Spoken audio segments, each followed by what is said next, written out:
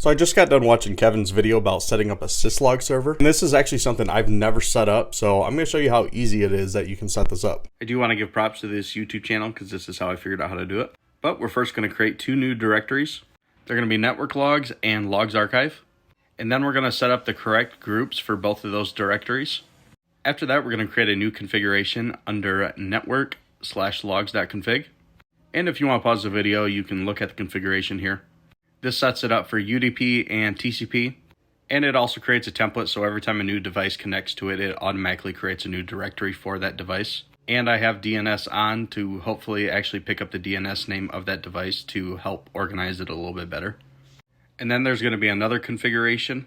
This is going to move the logs to an archive once they reach a specific size, which is kind of nice if you want to archive the logs or delete them after a certain amount of time. Once that's done, we can restart the syslog service. And once it's back up and running, we can start adding logs. So the main one I wanted added was Alta Labs because there is no logging in the interface. But if you go into settings and then system, scroll all the way down to advanced, you can put in the IP address of the syslog server. Once that's done, all the logs should start pouring in. I do have some other ones in here, but you'll see the main IP addresses and the 24 port are the Alta Labs gear.